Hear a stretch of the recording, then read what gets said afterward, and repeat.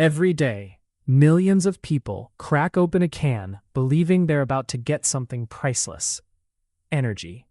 Whether it's before an exam, a long drive, an intense workout, or another exhausting day at work, one sip and then suddenly, I feel alive. I'm awake. I can keep going. But what if I told you that feeling isn't actually energy? What if the drink in your hand never gave you energy in the first place?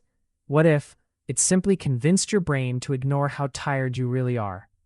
Today, we're uncovering one of the biggest marketing myths of modern times, because the truth about energy drinks is stranger, more fascinating, and far more dangerous than most people realize.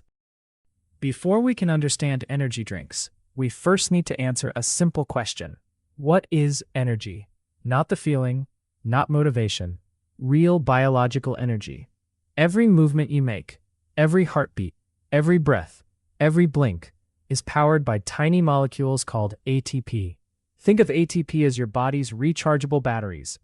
Your body creates ATP from real fuel, food. Carbohydrates become glucose. Fats become fatty acids. Proteins can also be converted when necessary. Your cells combine these nutrients with oxygen, producing ATP. This is real energy. No company manufactures it inside a can. No magical ingredient creates it instantly. Your body already knows how to make it, and it has been doing so since the day you were born. So here's the first surprise. If energy drinks don't create ATP, then what exactly are they doing? Most people assume caffeine creates energy. It doesn't. To understand why, meet the real star of this story, a tiny chemical inside your brain called adenosine. Throughout the day, every hour you're awake, your brain slowly produces more adenosine. Think of it as your body's natural fatigue messenger. The longer you're awake, the more adenosine builds up. Eventually, it attaches to receptors in your brain, almost like a key fitting into a lock. When enough locks are filled, your brain receives a message. You've worked enough. It's time to rest. You need sleep. Now enters caffeine. Caffeine doesn't remove adenosine. It doesn't destroy it. Instead, it sneaks into those same receptors, occupying the parking spaces before adenosine can. Imagine arriving home after work, only to discover every parking space has been taken. You can't park. You can't do your job. That's exactly what happens to adenosine. The tiredness signal never reaches your brain, not because you're no longer tired, but because the message has been blocked. And suddenly, you feel awake.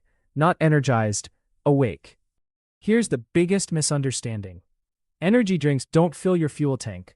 They cover the fuel gauge. Imagine driving a car. A warning light appears. Low fuel. Instead of adding gasoline, you place black tape over the warning light. The warning disappears. Has the car gained fuel? Of course not. The problem still exists. You've only hidden the signal. That's exactly what caffeine does. Your brain says, I'm tired. Caffeine replies, shh, don't tell them. Your body is still exhausted. Your muscles are still recovering. Your brain still needs sleep. Your nervous system is still under strain. But now, you no longer feel it. This is why experts often describe caffeine as increasing alertness, not creating energy. You're borrowing wakefulness, not manufacturing new energy. The problem is, borrowed alertness has to be repaid. While caffeine is blocking adenosine, your body doesn't stop producing it. It keeps building up, hour after hour. Eventually, the caffeine begins to wear off. Now all that accumulated adenosine rushes back to its receptors. It's like opening a dam. The fatigue you postponed comes flooding in. This is the famous energy crash. You suddenly feel drained, sleepy, unable to focus. Many people respond the same way. They reach for another can, not because they gained energy, but because they're trying to postpone the same tiredness again. Over time, this can become a cycle.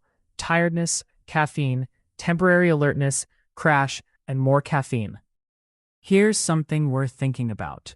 If energy drinks truly created unlimited energy, why do manufacturers include warnings about how much you should consume? Many labels advise limiting intake or avoiding multiple cans in a short period. Some caution that children, pregnant people, and individuals sensitive to caffeine should avoid them. Why? Because caffeine is a powerful stimulant. Too much can increase your heart rate, raise your blood pressure, make you anxious. cause shaking, disrupt your sleep, and in high amounts, or when combined with certain medical conditions or other stimulants, it can contribute to more serious health risks. The warning labels aren't there because the drinks contain unlimited energy. They're there because stimulants affect your body in ways that can become harmful if overused. Energy drink advertisements rarely show people who are exhausted from poor sleep. Instead, they show race cars, extreme sports, mountain climbers, gamers, athletes, fire, lightning, explosions, speed, power. The message is subtle but powerful. Drink this, become unstoppable. But the can doesn't contain courage. It doesn't contain discipline. It doesn't contain endurance. And it doesn't replace healthy sleep. The real boost comes from temporarily changing how your brain perceives fatigue. That's very different from creating more energy. So, do energy drinks work?